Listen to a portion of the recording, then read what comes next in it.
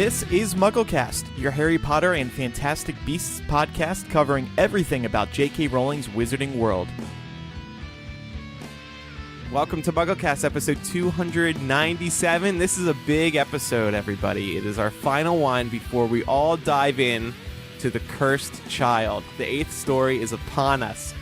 Eric, Micah, and I are here this week, and we're joined by a special guest making his MuggleCast debut. Oh, yeah. John Thrasher. He is the host of Currently Podcast. He's also a writer at Hypable. John, you were a MuggleCast listener way back in the day. I still have my Pickle Pack shirt somewhere around here. Oh, yes. Good. Thanks for having me on. I'm so excited, and it's fun to be on the show. I wanted to mention too, as a police siren goes by at the perfect time. It's okay.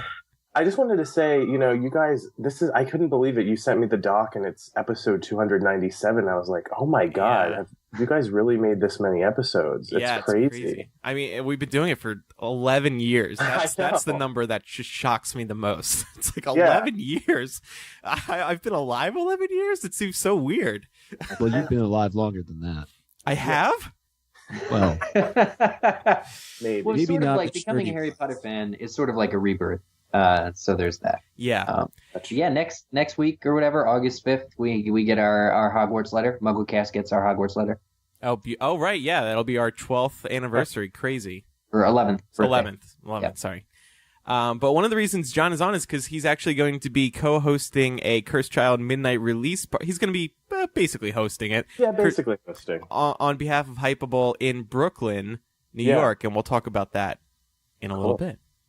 But first, I wanted to ask you three how you're feeling having not... I mean, I know Eric and Mike have read spoilers. Micah, or John, I don't know if you have yet. But... No, I've been avoiding them. It's like... Oh, okay. So how are you guys feeling... with less than a week now to go? Are you super excited? Because this is going to be your first time really getting the story, even for you, Eric and Micah. Right. I feel very apprehensive, or I want to finally, because I've spoiled myself and may or may not have liked what I saw, I really just want like the final confirmation, as well as the final, there's nothing more detailed than... What confirmation, though? That what you actually read is in fact as crazy as I'm holding it, Micah. Careful. Don't spoil people now.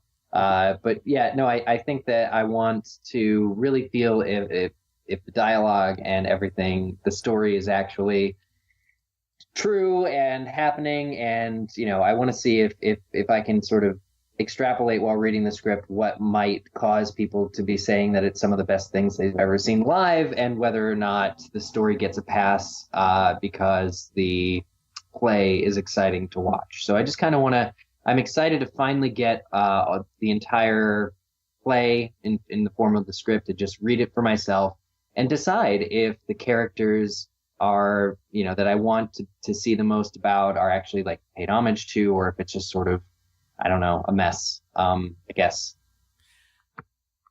Mike and John, how about you two? Well, for me, I was actually having a conversation with somebody at work on Friday, and they brought up the fact that, was I excited because the 8th Harry Potter book was coming out? And I'm not really sure how to respond to that, because I tried to explain to them it's not technically the 8th Harry Potter book. It's just a big marketing scam that they're trying to sell the book off of, or sell the script off of. So, in fairness, they are calling it the 8th story officially, not the 8th book. That's the reason I call it the 8th book as well, just because it is the next story, I suppose. Yeah. Right. And it is. But I think for people it could be confusing. I mean, they probably think that it was actually written by J.K. Rowling, which... Yeah, she really wasn't. She just kind of gave it her blessing. And I actually said that I was looking more forward to the movie that was coming out later this year. And I know we have plenty to talk about related to that, because we got a new trailer. Do. But I guess I don't know exactly how the book is going to read. Is it going to read like a script? Is it going to read like an actual story? So I'm definitely going to go and buy it and read it. But I don't have any real level of excitement as if it's the next Harry Potter. Not like when we were podcasting back in the days, we were just talking about how we're coming up on 11 years of podcasting. We were looking forward to the release of Deathly Hallows. And so it's not the same. I'm really excited. Yeah, I am too. I was just going to jump in and be like, guys. So there's a balance at least. Yeah. Yeah, I had to jump in. I can't take this. Send your hate mail to. So you guys have to talk about how excited you are and why then. Yeah. Well, I mean, if you don't mind, Andrew, I'll just jump in really quickly. I think, I don't know. I mean, yes, I agree, Micah, totally with what you're saying. It's obvious that, they're just trying to jump on the excitement. But if you think about it, this is really the first, public Harry Potter story, since Deathly Hallows came out. I mean, obviously, The Cursed Child, the play, is happening in London, and it's there and people can go see it. But on a worldwide level, people can now, get this book and really kind of jump in. And that's what's really getting me excited, is especially also with this midnight release party I'm hosting. It just feels like, oh, okay, we're back in this cycle of, another Harry Potter story. And even if J.K. Rowling, did just give it her blessing, it's still just, for me, it's part of the canon. So I'm just as excited as I was when those books came out. But I do agree with you in terms of the format will be really interesting, because I don't know if I'm going to enjoy the story the same way as I did as, the novels. Yeah. I think there's just going to be so much to talk about. That's what I'm most excited about. Totally. The good and the bad. And there could be a discussion to be had that the bad may overshadow the good, which would be a shame if it does. But on both ends of the review spectrum, I think there's going to be so much to talk about, and I'm personally excited for the stuff we're preparing for Hypable, because there's a few big things we really want to touch on and get people debating. And I'm so excited to see everybody's thoughts, and I'm excited for the midnight release parties. In addition to that one that John is doing up in New York, Eric and I will be down in Orlando. So it'll be so fun to count down to midnight, and we're in this era of social media now. So with the last book release, 2007, of course, we didn't have Snapchat, and Twitter hadn't blown up, and we all had Facebook, but it just wasn't the same. So I think Instagram, right? No Insta, no Tinder, no Grinder. Well, maybe I was going to say Grinder. So, well, Andrew, here's the real question for you, though: is the book going to smell the same as the others? I don't know. Well, actually, we talked about that, though, right? Wasn't book 7 on recycled paper? So I don't know. Somebody look into that. I think. Not to get weird for a second, but we've talked about the Harry Potter books have a distinct smell to them. Yeah, you're right, actually. No, you're wrong, Micah. You're a weirdo. No, I think he's right. I'm kidding. Andrew said the same thing. Yeah, Somebody go back and look at the transcripts. Well, hopefully it does. But actually, getting back to your point a few minutes ago about people calling this the 8th book, I think people are going to be in for a bit of a rude awakening when they open it up and it is in a script format. Yeah. So I think, actually, if I was J.K. Rowling or maybe Scholastic or these other publishers, maybe you got to start reminding people, hey, yeah, right. Don't expect a typical Harry Potter book when you open this up in a week. Maybe release the first page. I don't know. I wonder why they chose to release it as a script. I guess maybe to make it sort of happen quickly and publish quickly. But yeah, this might be. I'm not very familiar with how plays go to books. But don't most plays or musicals that turn into books, they're usually a novel, right? Am I making that up? No. Well, I think in some cases, yes. The reason they're doing it for this is, I think, more than anything, to stop spoilers, so everybody can get the story. Right. That's true. That's the main reason. And to capitalize on the worldwideness, the impact of Harry Potter as well, so that everybody can see it. So and this script, this is the first one, but there will be another apparently, right? Because this is just the review copy. This is the special rehearsal edition. Special rehearsal edition of the script. There will presumably be another version of the script released. Later this year, in the future, or later this year, early next year. Just hear those cast registers. Yeah, exactly. I don't think I'll buy this. Well, I'll buy it just because I want to compare the two, but other than that, I don't think the second one's going to sell very well at all. This was done in time with Harry's birthday, obviously, so they had to cut it a little bit short as far as what sort of changes they make to the play and previews. But also, it's because there is this problem where so few people can see it on the West End. But it has this universal appeal. Right. So that's sort of it's just the direct format. It's the easiest. Also, who would you get to do the novelization of the Cursed Child script anyway? So I think this works because this accurately reflects the story that's being told or shown to people on who see the play. Wait, I want to go back to what Micah said about J.K. Rowling kind of just gave it her blessing. I mean, do we know how much of the script really was her? I mean, I kind of went into this thinking she wrote the story, but it was like punched up by some of these play people. No, so Jack Thorne wrote it, and then they went to J.K. Rowling. He came up with the original idea. Yeah. And John Tiffany, yeah. And then they went to J.K. Rowling, and she, was like, okay, let's do this. And then she helped them from there.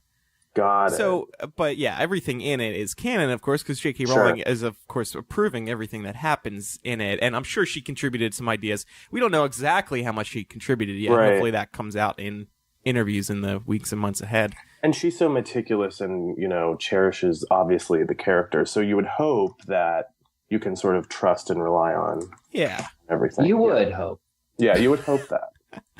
Well, I haven't heard any of the spoilers. I get the sense that maybe the three of you are expecting the worst out of this. There's stuff. No, I'm not. No. Okay. Well, it's there's just a couple moments that are like, what the F? It's just really. Yeah, and we'll talk about those in August. We don't really have a plan yet for how we're going to dive into the spoilers here on MuggleCast, but we will figure that out in the weeks ahead. I'm looking forward to talking about it with everyone, so that's useful. Later in the show, we're going to talk about our memories of midnight release parties because this is the next midnight release party. It's the first one we've had in a while. Get to hold a physical Harry Potter book again, a new one. I am excited to stand in a line with you, Andrew, and get a book again. That'll be a lot of fun. Yeah. I'm going to be drunk, I guess. I don't know.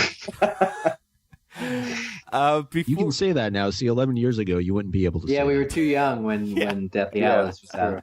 What is alcohol? That's exactly what you sounded like. Yeah. Hey, ouch. So we're going to talk about some other Cursed Child news, including a movie.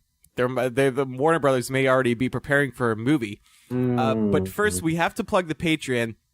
This is a red alert. No more screwing around. This is the last week to get in on the Patreon if you want to get a MuggleCast t-shirt. We're closing off the t-shirt availability after July 31st. So you must sign up before July 31st to be eligible to receive a t-shirt. I need to add that to my Pickle Pack t-shirt as well. So add what to your Pickle Pack?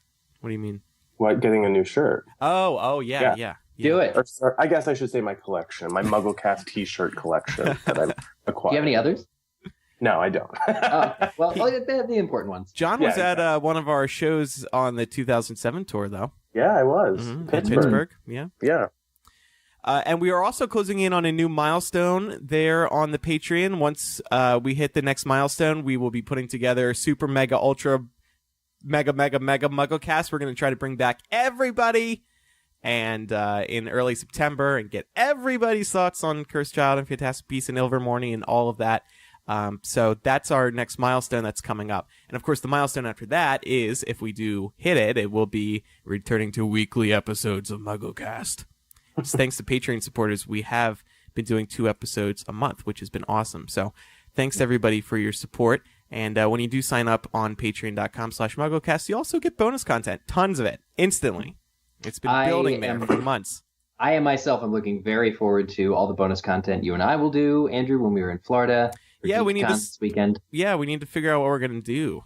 It's going to be like, I'm telling you, 10 days of nonstop action on our Patreon. So never been a better time to... Eric's going to have a camera on me the entire time. Like when I wake up, the camera's going to be on top of me. Good morning, Andrew. Like yeah, right.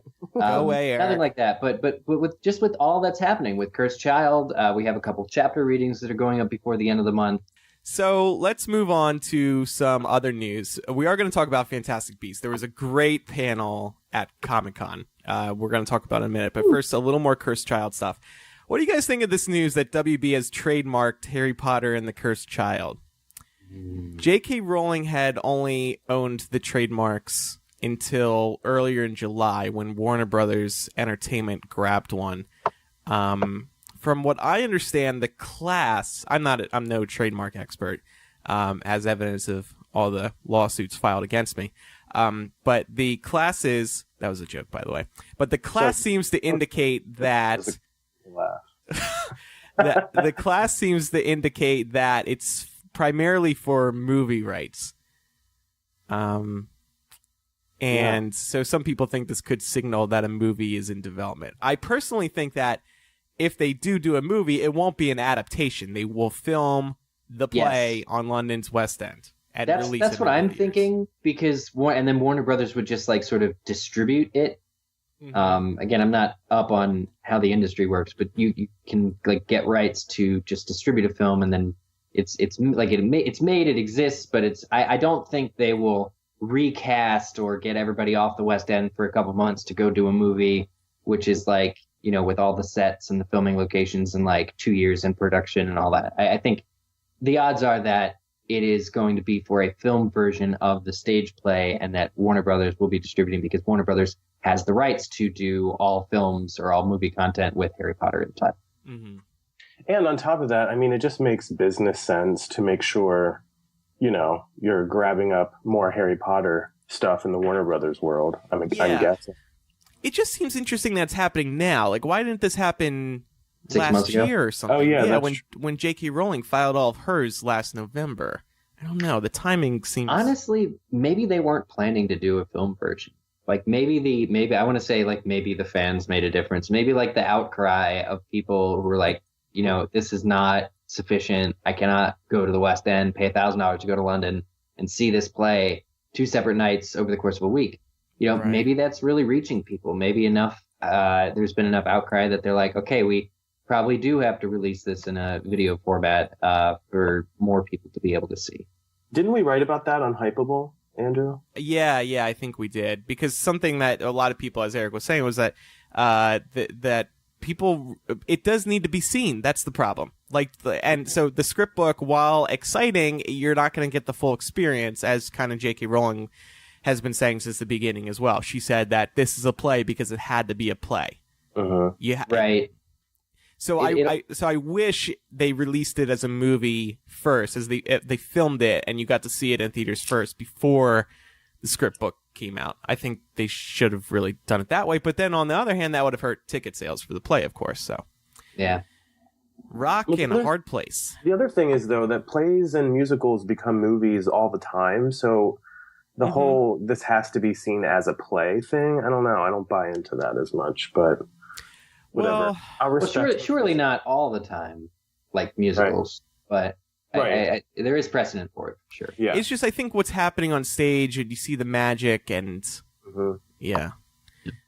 I agree. I think there's demand for it because people are going to be getting this script, and there's no way to really experience, you know, and Andrew, you talked a lot about this when we did the spoiler episode, or even the non-spoiler episode, the fact that you're not there, so you're not immersed in the experience. So you could go through and you could read this script and you're probably going to scratch your head about 50 times, if not more than that, in terms of some of the things that happen. But even the visualization part of it, right? I'm sure there's going to be stage direction and other things. Yeah. I'm not as familiar with, you know, what would be included, but you know, to actually be there and to be able to see it, probably the next best thing is not reading the script. It's seeing it, whether it's on your computer or on TV or in the movie theaters. So I feel like, you know, as more and more information comes out about the play, once it's, you know, officially open on July 31st,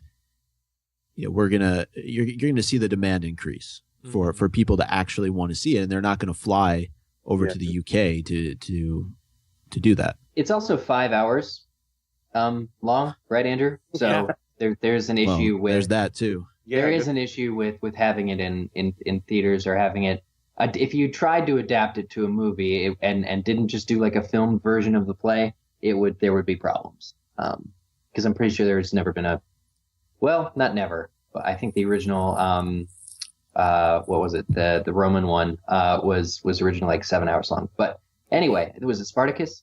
But, the issue is going to be, I think for the easiest thing to do is just for them to film it and release it. And I think, honestly, that will make a lot of people happier. I think people really think that just having it be a play, even having it being a script, but begging to be seen, creates sort of a class divide among Harry Potter fans, those who can, those who can't. And just having a film version that is easily referenced is a lot easier for people to, I guess, be okay with.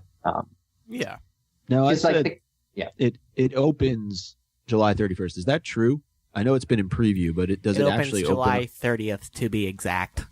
Okay. Well, no, because what I was going to say is also if you have the book releasing on the 31st, there's a huge chance that it's going to get spoiled even more than it already has been because people are going to take to all forms of social media and start putting things out there. It's actually going to spoil it for the people who have tickets to go see the play. Oh, yeah. Yeah, because I know there are people who are trying to avoid, who won't be reading the book because they're seeing it soon after it comes out, after the book comes out. Are you guys interesting? If we can go back to the book rather than the movie for just a second, are you guys expecting to sort of grab the book and immediately read all the way through the way we had previously as children? Sunday at GeekyCon is actually the biggest day for Andrew and I. We have like 3 panels that we have to be on. So that's a no. So probably not. I was going to say yeah. I have a feeling that Andrew and I will probably be up opposite ends of the bed, just like kind of my feet in his face, his feet in mine, reading. Ugh. I imagine. It sounds beautiful. Yeah. Right. There's not like a lounge area or anything that you guys. I'll go to the lounge area. Not at Orange. Have you seen Orange County Convention Center? It's so small. That's a joke. But yeah, like remember how beautiful it was, like getting book 7 and reading in the hotel room. Laura, Kevin, me, you. Yeah. We're all there. I think the difference between this book and Deathly Hallows, for example, is that you're going to be able to read this a lot faster because it is script format. So you're going to be able to peel through the pages really quick. So I would say it might take half the time. Yeah. So it is still a 5-hour play, so there's that. But I think it'll go by pretty quick. Right. I think you're right. Yeah, I think, who are we kidding? I think we're probably going to read it right when we get it. That's what I assumed would happen. Yeah. Well, and for me, I mean, I'm going to be traveling also, so I've pre-ordered it on Amazon, so I'll get to it. I think probably at some point during the week. James, who's listening live on Patreon, points out that Wicked has been on stage for 15 years, and now the peak of its popularity has passed. The movie will be coming in the next few years. That's a good point. I was kind of thinking Wicked whenever I was mentioning that. Are they going to have like Adina back and like some of the original cast, like they did with Rent? Yet. I think it'll be. I think it'll be a lot sooner than that we see the Cursed Child movie in whatever form it takes. Gina points out, didn't Warner Brothers say that everybody will have the opportunity to see this play? Yeah, J.K. Rowling said that on Twitter, hinting that it will be touring around the world. We just don't know when. Yeah. Yeah, because I feel like it'll come to Broadway before it comes out as a movie. Yeah. Guessing. Yeah, I think you're right. Here was some really nice Cursed Child news. Emma Watson saw the play in early July. And there are these adorable pictures of her visit. She's meeting Noma, who now plays Hermione. It's just, there's the best photos, Noma, like grabbing Emma's face and like, they're just totally having a moment. And then there's this other photo. Saying thank you for doing this. Yeah. Thank you for, right. For my checks. Yeah. And there's this adorable photo of Noma and Emma hugging each other. It was so great. It came after like a few days of bad news in the world, and just seeing white Hermione and black Hermione unite, it was touching. We all waited for this moment. I was just going to say that. Yeah, we were all kind of waiting for that picture to come out. Yeah. And it was inevitable given the backlash. Right. She liked it. She liked the play. She did. She posted a little review, which, let me pull it up real quick. No spoilers. Oh, okay. Good. Yeah. She kept the secrets. She said, yesterday I went to see The Cursed Child. I came in with no idea what to expect, and it was amazing. Some things about the play were, I think, possibly even more beautiful than the films. Having seen it, I felt more connected to Hermione and the stories than I have since Deathly Hallows came out, which was such a gift. Meeting Noma and seeing her on stage was like meeting my older self, and have her tell me everything was going to be all right, which, as you can imagine, was immensely comforting and emotional. The cast and crew welcomed me like I was family, and Noma was everything I could ever hope she would be. She's wonderful. The music is beautiful. I could go on. That's one of the things we're not going to get in the book is the music, right? Yeah. Sorry to throw water on this, but I actually don't think the music was good. Okay. Everything I've read about the music said it was awesome. So it's a little basic to me. I don't know. Yeah, the chords and stuff. Well, she didn't talk about the owl either. I was kind of disappointed. Well, that's because they got rid of the owl after the first. Yeah, it's been fired. Yeah, the owl got fired. I wonder if she watched the play and was like thinking about, a potential reprise as Hermione herself in an eventual maybe 20-year reboot. I mean, if I were an actor, I would do that. Wasn't there news Dan Rad said that he wasn't going to say no? This was like 2 weeks ago. Yeah. It's like, I would reprise Harry Potter again. I don't believe it, by the way. He's done so much work to get rid of his Harry Potter image that... It's an amazing work, though. Amazing work. For sure. But he did all this crazy stuff to step away from Harry Potter, and I don't think it would be a starring role, like maybe a cameo or something for sure, but... Well, didn't he make a point, something about Harrison Ford as Han Solo or whatever? He always said he would never come back. I think that was in the quote, I can't remember, but... Yeah, I think right now, of course he wouldn't. That would make no sense. But who knows where he'll be as an actor, as a person, 10, 15 years down the road. Right. Yeah. And like Emma's review, the idea that a future self of hers is looking back through time and saying it's going to be all right was like really, it's really moving and comforting because like Noma's probably been performing even longer than Emma. And so like the helping hand and kind of guidance there. It is a very special review that Emma gave. Let's talk about Fantastic Beasts at Comic-Con. And I have a bone to pick with Eric, too. Which should we do first? Bone. Let's do your Comic-Con, not the bone. Not the bone. Let's do the Comic-Con. And by bone, do you mean wand? Because you got a wand when you were there yesterday? I was about to get really graphic. But I won't. So you tweeted about it. Save it for Orlando, will you guys? Yeah, seriously. So Fantastic Beasts was at San Diego Comic-Con on Saturday, July 23rd. I was part of the Warner Brothers panel where they did a lot of superhero stuff. And Fantastic Beasts I think it was at the very end, actually, which was kind of surprising. I would have thought they'd put the superheroes at the end. But anyway, so... it was kind of cool what they did. Eddie Redmayne came out and he did a Lumos spell on Hall H. There's like 6,000 people in the hall. And he was trying to like light it up more. And of course, as you always see in these little show things, the spell isn't bright enough. So he needs the help of everybody in the audience. So they end up handing out 6,000 wands over the course of it took less than 10 minutes. It was pretty impressive. It may have taken just over 5. Eddie ran into like regular wands though, right? They're like the high quality normal. Yeah. So Eddie ran out into the audience and started handing some out himself, and then he had help from a bunch of other people, and they started like handing them down the rows, and you would pass one and take it on, and take one and pass it on. So these are Newt Scamander's wands, and I was there and got one. It's from the Noble collection, which has always created the really nice Harry Potter stuff, and the wand is legit. Like there's some heft to it. It's really solid. The one thing about it that's interesting and may play into the plot is that at the bottom where the handle is, it's kind of hollow. Now this isn't the Noble collection being cheap. Right. Because there's still weight to this. It's the design of Newt's wand. It's purposely hollow at the bottom. And I was talking about this with Hypeable people at dinner last night. And we think, since this, I'll give credit to Pam. I think this was her idea. And I think you mentioned it too. Yeah. So we know that Newt was expelled from Hogwarts, as we learn in the trailer. So we were talking about how your wand gets snapped, right? And we were talking about, well, how does he have a wand? His wand gets snapped when he gets expelled from Hogwarts.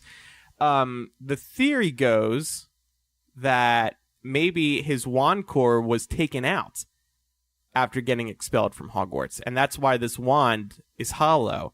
But then the question is, well, then how can it do magic? Right.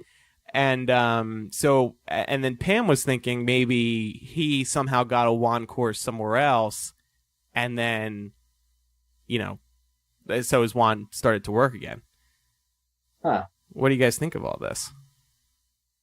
Yeah, I'm with this theory. I think it's hard to tell maybe like when and where, his core of his wand takes place in the movie, like maybe it happens at another time and then he's actually doesn't have magic for X amount of time. But yeah, I mean, it's obvious the core of wands, are magical beasts. That's obviously the point of the movie. So yeah, I agree with the theory. What do you guys think? I like it. I like the idea a lot, actually. I love the idea that there's a clue embedded in something that gets handed out, to an audience. I think that feels very J.K. Rowling-esque. Yeah. Yeah, good point. And maybe, could he be getting his new wand core in America? Do we know what his wand core is already, by the way? Didn't I see that tweeted yesterday? It was, I don't want to say like lime or something lime weird like that. I knew that. Like what you put in a Corona? Somebody, I read a tweet yesterday. It said like, and the core, isn't it? I forget what it. So they didn't reveal it though, Andrew? No. Okay, I have no idea what his core is. I don't know. No, they didn't. So nobody's really talking about this, but yeah. So then so Eddie Redmayne led the crowd in a big Lumos spell, and like it actually didn't light up the hall as much as I thought. They were like installed special lights to make it extra bright in there. Bright. Yeah, but it didn't really. And then during the panel, Eddie Redmayne was there, and the co-stars were there. They didn't reveal much. They were all kind of sworn to secrecy. They did hint that there will be some Easter eggs in the film, and I figured that question was asked by Conan O'Brien because of the Dumbledore reference in the trailer, I assume, because that kind of made headlines. But Eddie Redmayne wouldn't comment on that. They also spoke about some of the beasts. David Yates spoke about one beast who can change size and shape, I think, whenever it wants. So it could just be sitting on the desk one moment, and then in another moment, it can just take up the entire room. Like he said, the entire Hall H. So that'll be interesting to see in the theater. Found it. Pierre Bohanna, the prop maker, said that Newt's wand is lime wood. Yeah, that's the wood it is, with a core of bone and shell. So if I lick this right now, will it taste like lime? Like a Corona? You might want to put it in a Corona. Oh my God, it does. Delicious. I have the fondest memories of scratch and sniff stickers now. But what was that again? Bone what? Bone and shell. Is that why it's hollow though? I don't know. It sounds like kind of a pathetic wand, to be honest. I'll fight you on that. It was also kind of funny that Warner Brothers handed out 6,000 pointed objects to an audience when only 6 years ago there was this incident at Comic-Con where a Harry Potter fan literally stabbed another person in the eye with a pen. Oh my God. In what? Hall H. Yeah. Yeah. Oh, it was like some tussle. It was back for one of the movies, and there was some tussle, and some Harry Potter fan stabbed somebody in the eye with a pen. That's good. Andrew. I know, Mike. Complete. I shouldn't have done that. Yeah. I shouldn't have done that. I just wanted a good seat. That's all. So the big thing at the panel, besides the wand, which was very exciting, by the way, that was a really cool surprise that they were handing out wands to everybody in the audience, was the new trailer. And let's play it, because I thought it's very dialogue driven. Well, you know what? Before we do that, let's talk about the other thing. The bone. That you wanted. The screening. Yeah, that's what I mean. The bone to pick with you. So should we call Gina? Yeah. Okay. She's on Skype if you just want to add her in. Okay. So yeah. So, the history has shown that with all the Harry Potter movies, or at least the last 4 or 5, they do a test screening in Chicago really early. I went to one of them with Eric for Deathly Hallows Part 2. Right. Oh, yeah. So as it turns out, there was a test screening for Fantastic Beasts last week in Chicago. There was. And Micah, did Eric talk to you about it? Because he sure didn't talk to me about it. I don't want to make this any more awkward than it is. Yeah, it's very awkward for me and Mike. I was feeling a little hurt these past couple days. Not a peep out of Eric. I have to say, guys, that unlike the last couple screenings, I did not attend this screening. I don't believe you. I didn't. Nope, I didn't. There was one ticket that we received. Actually, so it was. The story was, and the story usually is this, it's accidental. It is always happenstance. It is never because of MuggleNet. It is never because of MuggleCast. It's always somebody that we know gets stopped. There was the listener who wrote in, actually, Andrew, that's how we saw movie 8. You remember the listener actually said, hey, I got invited to the screening. Mm-hmm. I think it's Deathly Hallows. The same thing happened this time, only it was a member of Emerson's staff at DOS. And so... same situation. It's an invitation to a screening, and it says untitled, upcoming Warner Brothers action adventure, and you don't know what it is, and you don't actually find out. You have to register your name, your age, and your ethnic background, because this is all about testing the audience. You get sort of a questionnaire to fill out afterwards. This is all pretty standard stuff, but it's also really intimidating.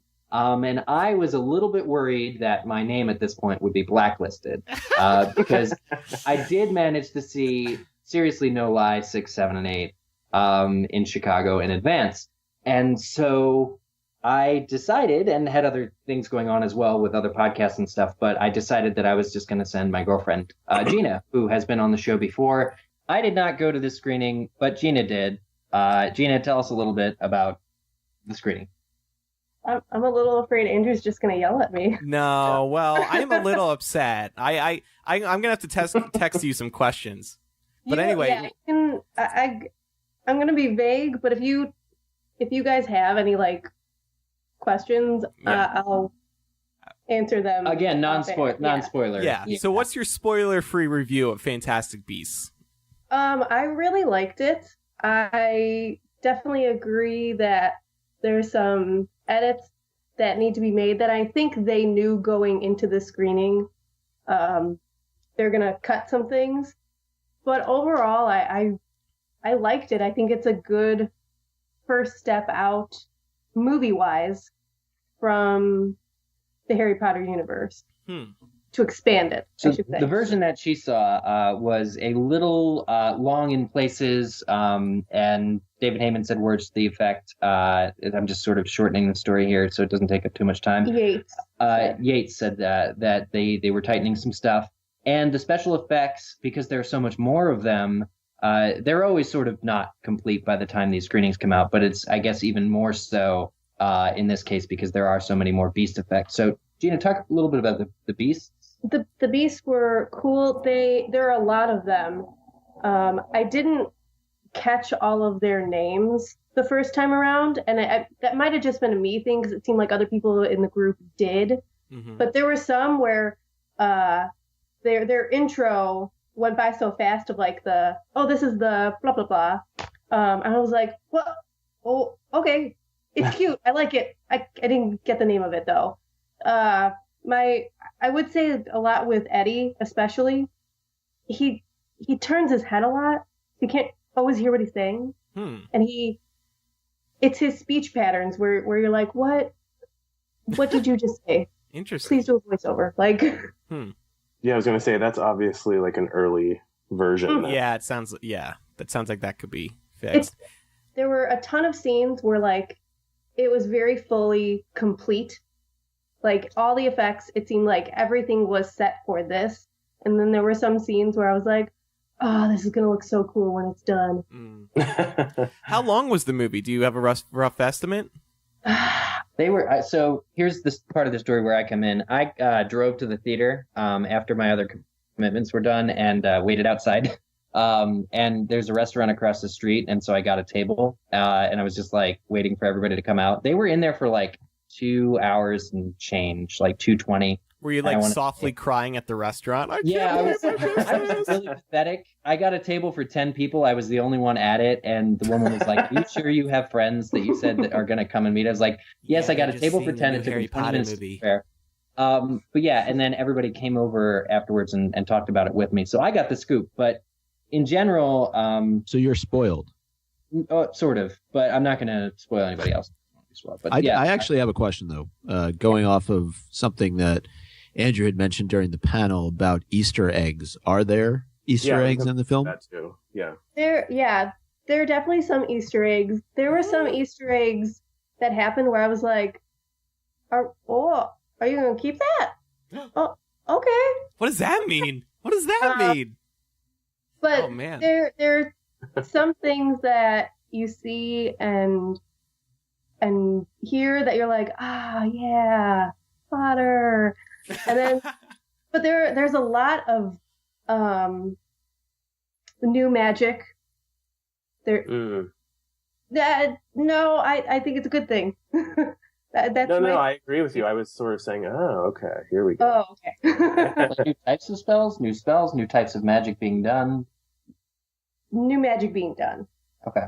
And were you happy with the overall story? Yeah. Could you see it going into 2 parts, 3 parts? Micah's taking all my questions, by the way. Sorry. It's okay. Wait, I'm sorry. What was the beginning of the question? Eric was saying something. Eric, stop talking. Sorry. Dude, there's certain things I don't want her to say. I know, there's certain things I don't want to say. So she can just say, I prefer not to answer. Here, the 2 main questions I had, and these may overlap with the ones you just asked, were, does it fit well? Does it really feel like America in the 1920s, right? That's the biggest thing about... Yeah, that's not what he asked. Well, I mean, just talk about the time period and the new characters a little bit. We definitely are in the 20s.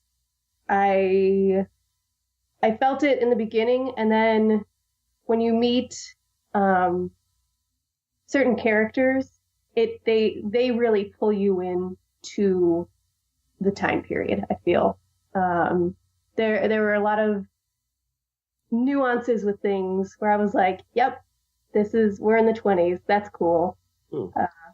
Does it feel like a J.K. Rowling story? Yes, we kind of discussed that in our after group, and we all kind of paused and we're like, yeah, because we didn't really feel like it was different. Like this felt pottery, but not pottery at the same time, if that makes sense. Okay. I think that was part of the question that I had just asked was, did you feel like it was a complete story and that we can easily head into parts 2 and 3 or however many they end up making? I can't. I can't answer that. The character's really strong. There's a thing in the plot that sets up future things, and there's just some. Would you say, Gina, not to put words in your mouth, but would you say these characters are developed enough or strong enough that you could do several other movies and events with them? Yes, you're about to fall in love with a bunch of new characters. Oh, cool. Was there a big moment, was there a big, huge, surprising moment, not to sort of obviously give it away, but something that will appease maybe Potter fans who aren't, obsessed with Potter and doing podcasts? Like fans, but maybe not super fans that would kind of get it? I would say yes, because it's a Potter movie. There's always elements of surprise. Yeah, right. Fantastic fantasy. I'm like,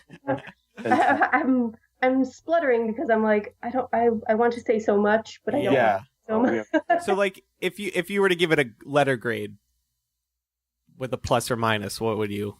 Yeah, that's a good question. I would probably say B+. Okay, that's good. That's an unfinished form. Yeah. Oh, true. I definitely think, or maybe just a solid B, because I know that there's changes that will be made and some that should be made, but I think that this is an excellent start. Mm-hmm. Kind of as Eric was saying, they, after the movie, I was looking around for a couple of members of the group because there were a bunch of us and we all got split up in the theater just by happenstance. And I was looking for them and I see this man standing in the corner, just kind of nonchalantly. He looked like just a dad who had been brought along to the film, if you didn't know who he was. But I knew he was David Yates. So I walked up to him. Oh, good. And I just walked up to him and I'm like, hi, hello, like, just want to say thank you. The film was great or whatever. And he, like, legitimately started asking me the questions that were on the pamphlets that they just gave us to fill out. Like, he seriously wanted to know. He's like, did you think this was cool? Like, what'd you think? How are the characters to you? Blah, blah, blah. Like, that's great. He was seriously, like, asking me questions. And I was like, oh, I didn't think this would get this far. Okay. You're helping shape the movie. Yeah, well, and that's just it. This is why they do this. I mean, I'm glad that the tradition came along. We were kind of expecting to hear about it, if not sooner than right around this time. I'm really glad they kept Chicago. Obviously, it makes me feel special living here, but ultimately, it's to achieve an end. They don't do this just to create haves and have-nots. They do this because they need the feedback. They poll people who aren't supposed to work for Harry Potter fan sites. For a reason, so that general audiences, so that they can create the best movie for the most broad amount of people. So the sort of specificity of the questions and afterwards, you know, they're going to come off of this weekend after and where was Yates and Heyman were at SDCC, right? Yesterday? Mm-hmm.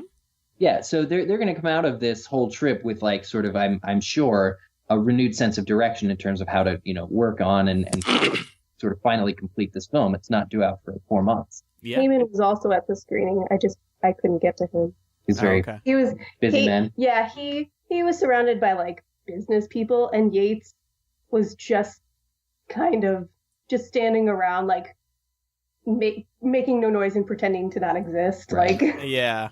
I will say, when I got to the theater and they were all in, and of course they take your phone, so I couldn't like confirm that it was Fantastic Beasts until after it had ended and they got their phones back. But I walked to the theater and I saw there were just these 5 like sport utility vehicles, like all black, and shiny, just parked outside the theater. And I'm like, yep, it's Potter.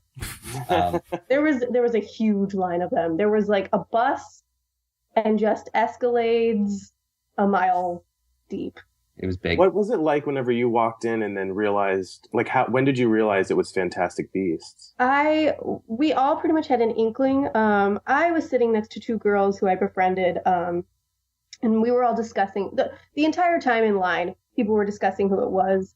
And shout out to the 2 idiots who thought it was going to be Suicide Squad. That comes out in 2 weeks. Yeah, I was going to say, it's a little late for that. They were so convinced, and I was like, ha ha ha ha. The girls, I told the girls next to me probably a minute before the movie was going to start. And I said, my friends and I think it's going to be Fantastic Beasts. We're pretty sure we're really hoping. And they were like, oh, that'd be so cool. We didn't even think of that. And then I saw Heyman walked in and I said, ladies, that's who that man is. This is going to happen. And they were just, their jaws dropped. And they were also like, who's David Heyman? Who's David Heyman? They may have. But I told them who he was, and they were like, oh my God. Yeah. And then a woman came out and said, hey, you're the first in the world to see this. We really want your feedback. Congratulations. Here is Fantastic Beasts and where to find them. Awesome. Oh my God. I would have freaked out. Yeah. The place went nuts. It was probably a solid 30 seconds of like hooping and hollering and cheering. Aww, like, that's cute. Did you cry? I was gonna say I might cry at any point during the movie. And I told the girls next to me, I was like, if this is it, and I start to blubber, just leave me alone. Pretend you don't know me. Yeah, like they're like, we might start crying. So did you cry during the movie? No. I did not, I don't think. I'm trying to remember. I think there was one part I kind of got teary-eyed at. Mm-hmm. Yes, there is. Yes. Okay. Aw. If it wasn't Fantastic Beasts, would you have walked out? A couple people walked out because it was Fantastic Beasts. Really? What's wrong with these people? I don't know. Emerson said that 4 people next to him walked out because it was, and they were like, nope. You can bet that if I had seen them walking out, I would have gotten their tickets Yeah. to go. Like, hey guys, where are you going? Oh, it's Fantastic Beasts. Oh shit, let me in. So I'm gonna have to text you, Gina, after the show because I just have one question that I want to be spoiled on, and I think I know what your question is. Well, can you ask the question but not answer? Yeah. My question is if Dumbledore is actually in it. You can text me that question. All right. Interesting response. Because I knew going Quickly into she responded. ask me. What? What'd you I say? knew Gina? going into it you were going to ask me that question. Oh, okay. I asked you about where did we ever net out on that question about him representing Hufflepuff? Because I asked the whole table this question. I was like, now that we know who Newt Scamander is, does he like perfectly embody the really give an answer to what a Hufflepuff is like for the next generation? They asked that at Comic-Con. Oh yeah, what did Comic-Con say? Andrew, you were in the room for that? I don't think so. Was that at the fan event maybe? Because they did a couple different things. That was at a smaller fan event. Oh yeah, I wasn't there for that. I didn't realize there was more than one, and I kept seeing like Fantastic Beasts panel like pop up. I'm like, what? How many of these did they do? Yeah. Most of the people that Dose took weren't actually Harry Potter fans, funnily enough. So they were all confused by my question, but I think the short of it was that Newt is a cool character and everybody really liked him. Cool.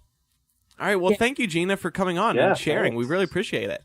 No problem. I'll field all of your questions via text. Great. As the week goes on. Awesome. All right. Talk to you soon. Bye. Bye.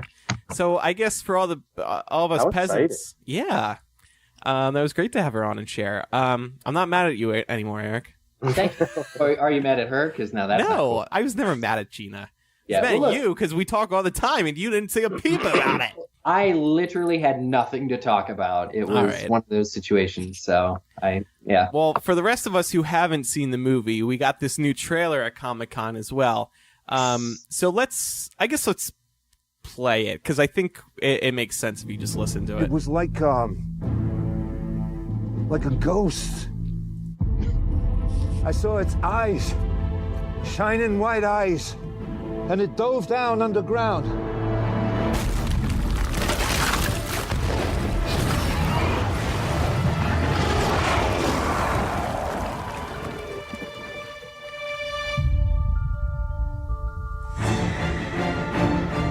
There's strange things going on all over the city. The people behind this are not like you and me.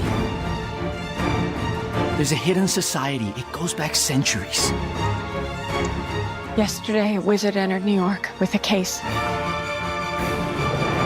A case full of magical creatures. And unfortunately, some have escaped. Teeny, you brought Met home. That's Mr. Scamander. He's lost something I'm going to help him find. We're going to recapture my creatures before they get hurt. They're currently in alien terrain, surrounded by millions of the most vicious creatures on the planet. Humans.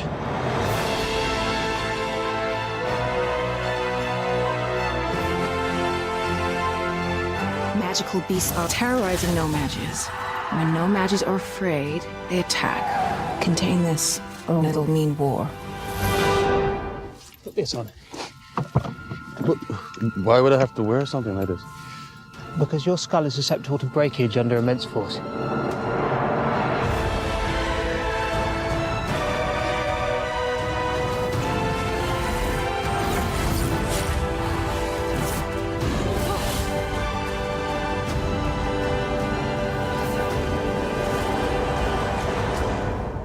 Don't panic, but there's absolutely nothing to worry about.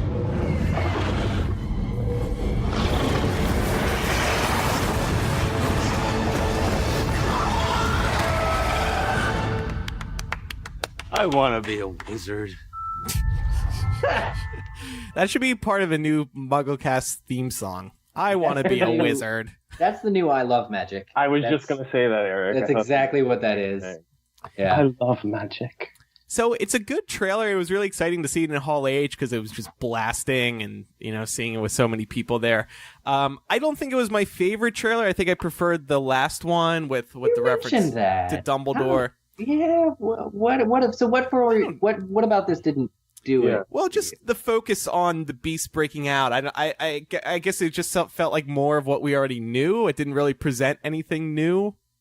Tons of new footage, but yeah, the creatures were all new. I thought I love the cobblestones of New York City like being lifted up. I love that ice thing creature. Like I thought it provided a huge new look. It's a good trailer. Don't get me wrong. Yeah. I thought too. I thought it was nice to see a house elf. Nice little Harry Potter reference. Yeah. And just seeing stuff like that is a cool reminder that like, wow, this is the Harry Potter wizarding world that we know and love. Yeah, because in the previous trailers, we haven't quite gotten that. I haven't personally felt that vibe other than the music, like the music, Hedwig's theme was a big part of the other ones as well. So it was definitely refreshing to see the elf at least. What do you think, Micah? There's definitely more revealed about the overall plot in this trailer too, right? Yeah. Than the ones we've seen in the past.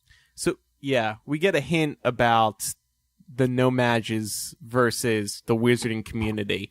There was one good line by Makusa's president. She said, magical beasts are terrifying No-Mages. When No-Mages are afraid, they attack. Contain this or it'll mean war. Which kind of is like commentary on present day America, like totally attacking out of fear, like, right. Mr. Trump to some extent. I also really liked hearing No-Maj said because out loud for the first time. I believe that's the first time I've heard that. Just because I think, Eric, I remember listening to last week's episode and you were like, did I really just say this word?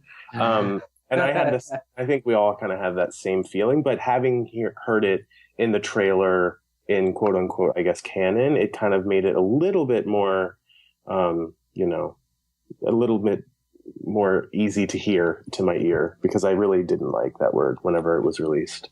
Yeah. Heidi S on Patreon replied, every new clip released on this makes me a little more excited to see it. The No-Maj term is still falling flat for me, but maybe the more I hear it, the more normal, aka Muggle, it will become. But then Sarah P said, I like the use of No-Maj. The term is here to stay. Sorry, Eric, so might as well normalizing it. No-Maj, I'm still, but the rest of the movie looks amazing. So. Yeah, and the line. Oh, sorry. Go ahead, Andrew. So go ahead. What were you going to say? Oh, I was just saying the line where I don't know exactly who's delivering it, but the whole, we've heard this one before as well. But the whole, a wizard entered New York with, a case. The stakes sound so high with the way she delivers that news. It sounds like maybe in front of Congress or something, but it really kind of made me feel like, oh shit, something's really about to go down in New York City. Yeah. And the question of why is he here? Right. And what purpose do those creatures even have being in New York? One thing that I thought was an interesting take on this trailer came from Beth H, who said, looks exciting. It almost has a superhero movie feel to it. For example, the police car barricade at the end. And I was thinking, oh yeah, that is kind of a superhero movie thing. Like the police car barricade, and they're standing there and waiting for the beast to hit. Or like very like new Planet of the Apes, for instance. I like that a lot. I think you're right. Like this does feel like the scope is wider than the first trailer, which again, it was still beasts getting loosed in New York, but something about this trailer just seemed like it was a wider problem that needed to be contained. Yeah, exactly. That's a good way of putting it. We also saw some goblins, one of which is played by Ron Perlman, I believe. Ooh. You don't really, it's kind of hard to recognize him. I think they just kind of took his face and like he's a big guy, but goblins aren't, obviously. Right. He was in Hellboy and Blade 2 and Sons of Anarchy. At one point, something that stood out to me, Newt asks Jacob to put on a helmet because, quote, his skull is susceptible to breakage under immense force. which is a good line, but Newt's not putting on a helmet. So what am I overthinking this?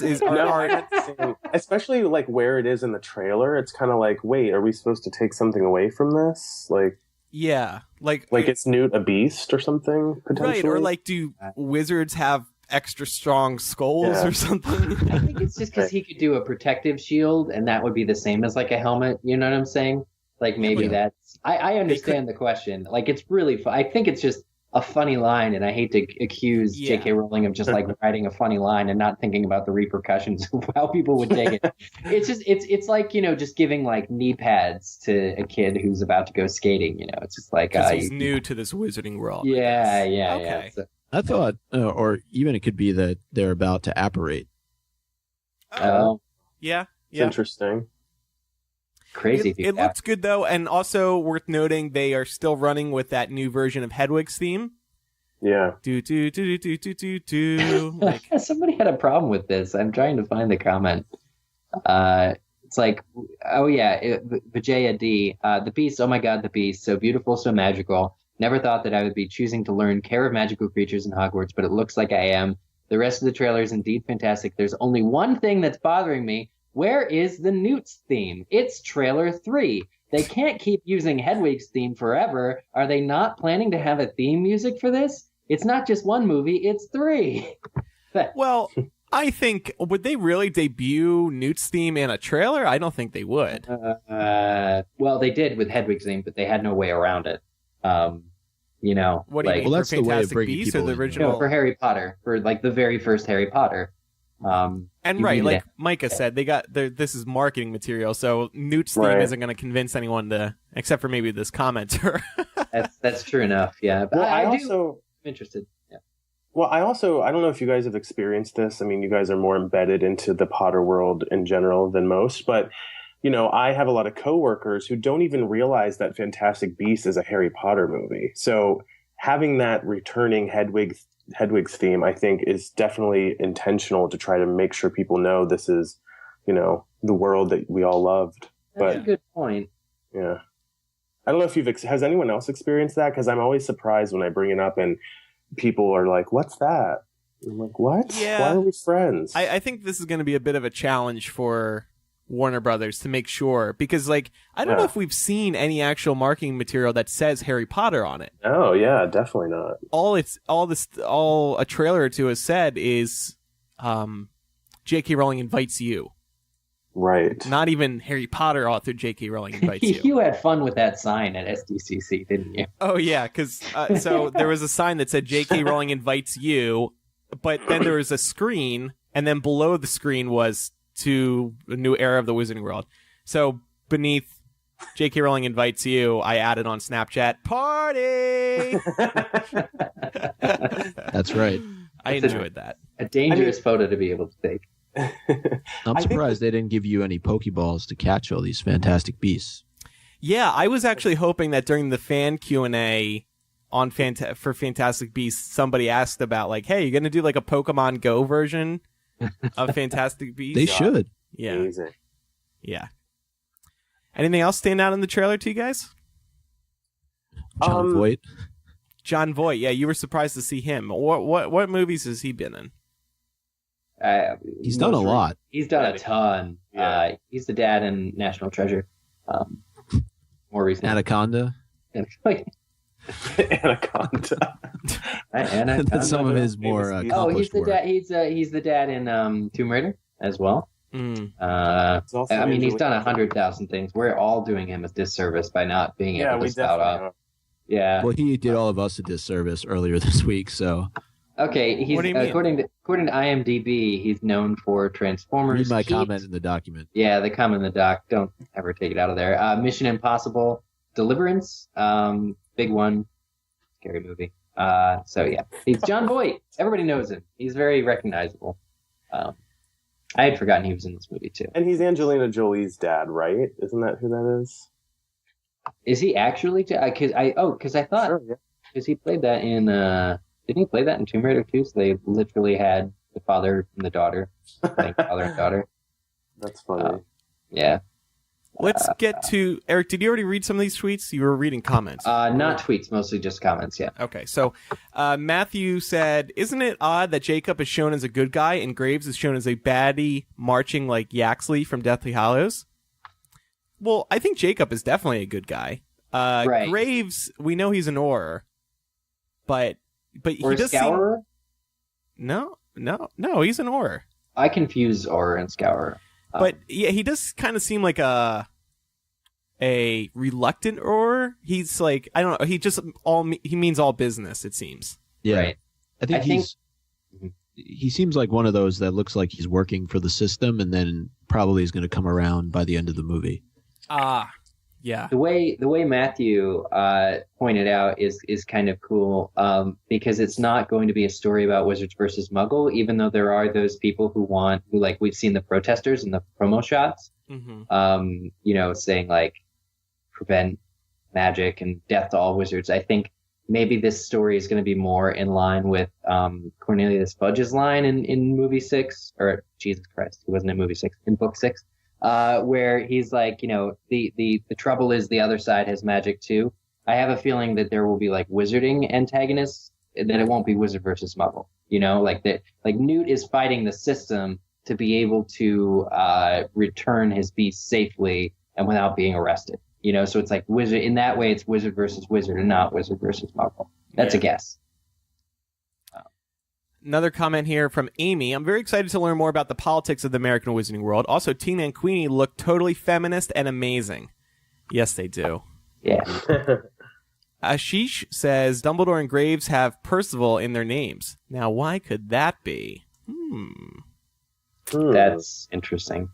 Princess says, "When he says, 'I want to be a wizard,' yes, that is all of us." And Christina says, "I think it's great that the new trailer shows more magical creatures, especially the Thunderbird." Yeah. But they're all very quick glimpses, by the way. I know. I had to kind of like slow it down just to get a good look at what I was even seeing. Yeah. Oh, and by the way, Katie, who's listening on our Patreon live stream right now, she points out that the house elf, a wand floats into him from a human, and the house elf kind of inspects the wand for a moment. And she points out that this could be huge because maybe they're not treated as slaves in America. Oh, that's interesting. Yeah. It's a very quick clip, but you see him hold the wand and he's kind of inspecting it for a second. So I don't know. What does it mean? I have no idea. Yeah, it's just all guessing at this point. He is wearing he is wearing like a pillowcase, sort of like Dobby does. So maybe, I don't know, maybe they're just treated slightly differently. I guess we'll see. So that's okay. We have some other stuff here from Patreon. I see Eric is. What's the red mean, Skip? The red is red. The red has been read. Oh, okay. Got it. So a couple more. We asked people who support us on Patreon to let us know what they thought of the trailer as well. Rose said, "I loved seeing a bit more of the actual plot and what we should expect, and it was very interesting to see how the Wizarding World treats the no-mages. I feel like it's more contact with the non-magical community than in the original Harry Potter films. Oh, and of course, the Beasts. We finally got some amazing looks at them. So yeah, there's absolutely the Muggles, the no-mages are going to be playing as important of a role as the Wizards, it seems, in this movie, unlike the Harry Potter films. I hope so. I also wonder, how the Muggle, I think we might have already talked about this, but the Muggle wizarding sort of dynamic is, it was obviously very tumultuous. Yeah. In, Harry Potter Britain. But it'll be interesting to see if America has a different sort of take on it. Lauren CZP says, "Things that excited me most were, 1, the glowing lights under the frozen ice." Yeah, that was cool. Mm-hmm. The magical flapper girls at a New York City bar. Yeah, that was cool. That adorable fuzzy creature at the end that we see running for a split second. So excited. And finally, Heidi S. Is that my mom? She says, "Didn't even think Hi, about Mom. Hi, Andrew." I LOL every time I see the creature escape in the case and it's flying into the face moment at the 54-second mark. I think that's flies into Jacob's face. To me, it looks like an airborne chicken from the telly case. Ew. Kind of gross, but yeah. This is it's sort of tying things in real quick to like The Cursed Child coming out over the weekend. You know, next Sunday we're gonna have a new Harry Potter book. It's all story. happening. I am more excited for Fantastic Beasts. I love this new trailer. I love it a lot. I love the SDC panel. I can't wait to rewatch all of that. And like the hype for the movie is completely on track with things that excite me. And like, it's a bonus that we're going to get a new story in the Potter universe with some of the Potter characters to read next weekend. But to me, the movie is what I'm most looking forward to. Did Gina read the play Cursed Child? Spoilers? No. She's like John. She's been staying away. Oh, okay. Because I was going to say if she did, she's like one of 5 people on this planet who know about both of them already. That's true. Yeah. What would you ask her? Yeah. Good. Oh, just that she, yeah, I agree. She should start a podcast called Fantastic Beasts and Worm Taily to Find Them or something. Yeah. To wrap up the show today, speaking of Cursed Child, I wanted to relive some Harry Potter midnight release party memories because, like we keep saying, we're on the cusp of a new midnight release party. I have been going to midnight release parties since Goblet of Fire, which was in 2000, which is crazy to think about. That We're talking specifically books, right? Because there's also movies. Yeah. Let's focus on books since the Cursed Child is the book. I went to a Barnes & Noble for Goblet of Fire. For Order of the Phoenix, I believe I was down at the beach, so I went to a local bookstore. Half-Blood Prince, I think, was back at another Barnes & Noble. And then Deathly Hallows was in London. And each one was just so fun. I mean, the anticipation, as you guys all remember, was just insane.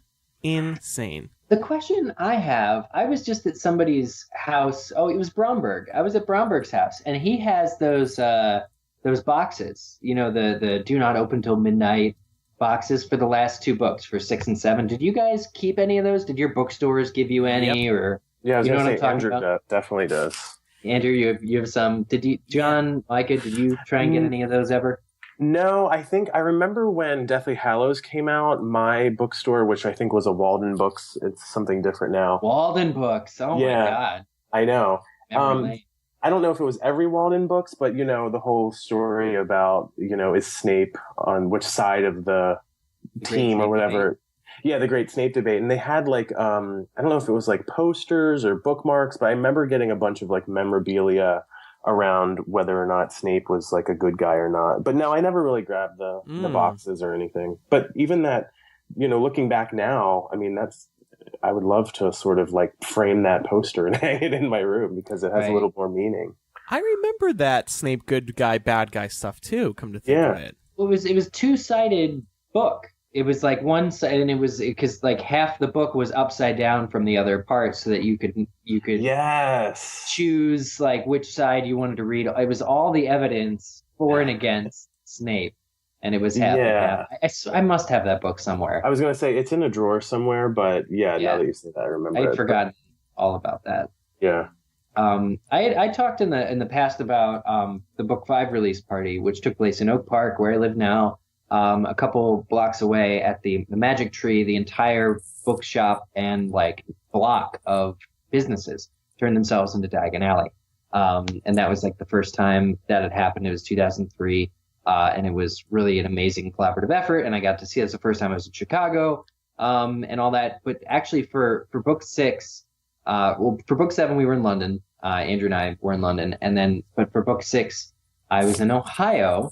And it was sort of the same situation. The town of Hudson, which had just like gotten a new downtown area with all these like brand new stores, did like an outdoor. Again, the shops were posing as Diagon Alley. You could get like tokens and walk around and do different activities and stuff. They actually had like the local orchestra though, like of adults roaming the street, do like a marching band performance of Harry Potter themed like songs, like in the street. That's pretty awesome. Amazing, like town collaboration. And then we actually, I brought up the boxes of books because there's a picture. I haven't seen it in years.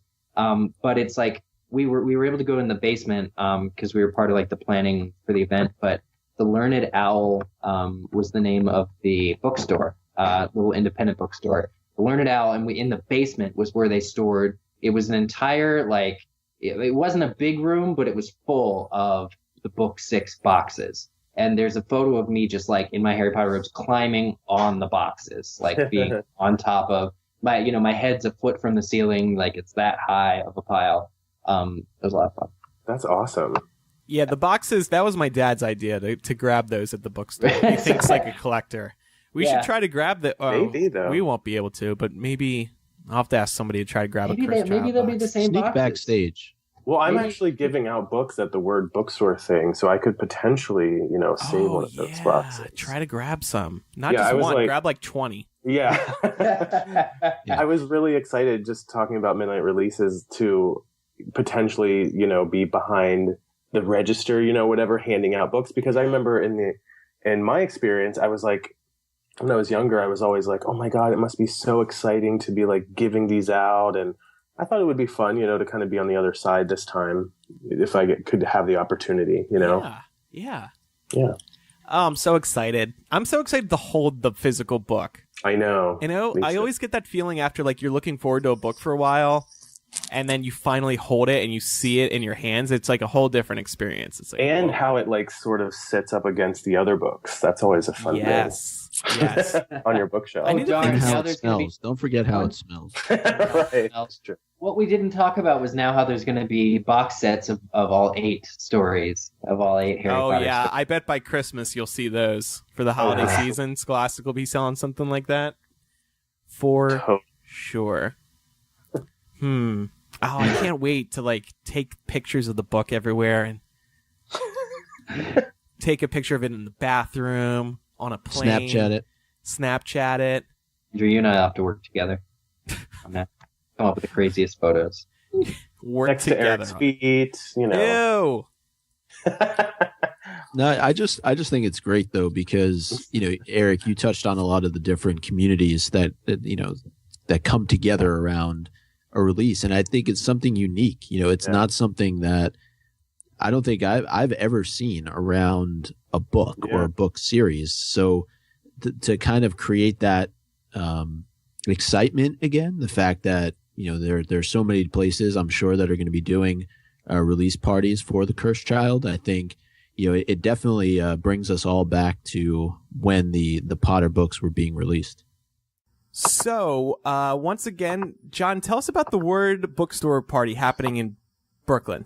Yeah, so if you're in the New York City area, I will be hosting a fun midnight release party with Word Bookstore at a place called Villain, LLC, and that location is at 50 North 3rd Street in Brooklyn. It's right there in Williamsburg.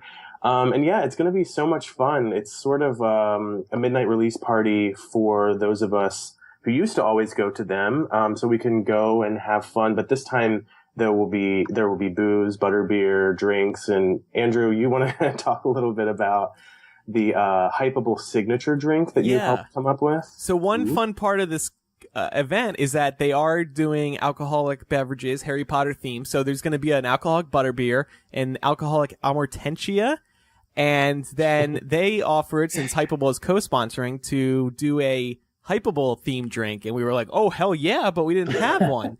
So we made the Hypeable. It's a blue cocktail.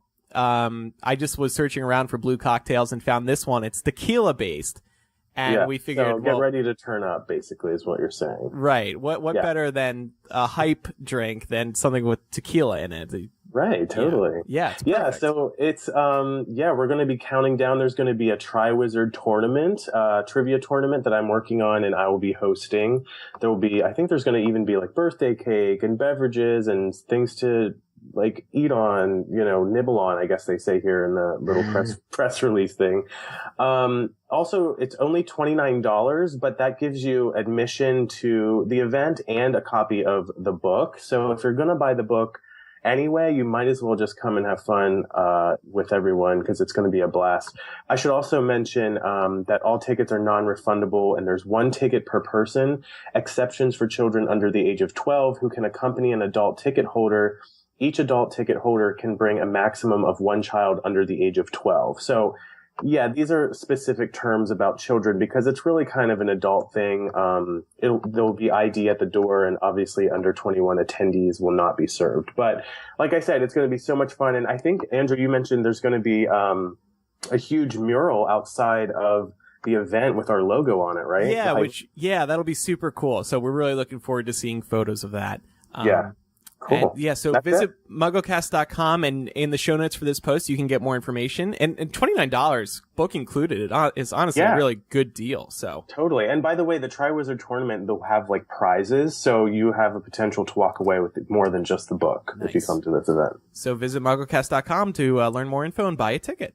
And then, as we've been saying, Eric and I will be at GeekyCon in Orlando for their Cursed Child Midnight release party. You can go to geekycon.com and buy a ticket either just for the event, or you can buy a ticket for the conference still. So if you're in the Orlando or Florida area, want to do something fun, come hang out, and we'll be talking about the book on Sunday at GeekyCon. So if you want to be a part of that, you should buy a Sunday ticket as well. You have to wear your spoiler shirt to the panel. I will wear my Sunday spoiler shirt, sure. My Cursed Child spoiler shirt. I may put a sign over top of it that says spoiler. Yeah, or I had the idea of wearing another shirt on top of that and then saying, I have a spoiler under the shirt, and then you can just flash people the spoiler. Maybe the shirt on top should say #WormTaily underneath. Yeah. Oh, Andrew, you have to do that now. Maybe I'll try to get something Rolling will see it if you get people to take pictures of it. Yeah. And final plug for our Patreon, patreon.com/MuggleCast. This is the last chance to get a t-shirt. So sign up by the end of July to be eligible to receive a MuggleCast t-shirt, and you will also receive album art, and you will receive bonus content. And don't forget there's a Patreon app, so it's really easy to listen to all the bonus content and read all of it and see all of it. Yeah, and Eric that's great. And I will be recording bonus content when we're together at GeekyCon next weekend. Finally, MuggleCast.com to get all the information you need about the show, Twitter.com/MuggleCast, Facebook.com/MuggleCast, and also you can check out John on his Currently podcast. Yeah, currentlypodcast.com. Beautiful. Thanks, Andrew. No problem. Thank you for coming on. Yeah, thanks, guys. I appreciate it. It was a lot of fun. Cool. John, always good to have you. Thanks. Try not to run away from me. Next time I see you, yeah. Thanks, everybody, for listening. Enjoy The Cursed Child, and we will be back in early August to discuss it with you all in depth. The 8th story! Bye, everybody. I think we'll be celebrating 11 years. Yes, that too, Micah. Oh, my goodness. 11 years, 8 stories. MuggleCast. See everybody next time for episode 298. Goodbye. Bye. Bye.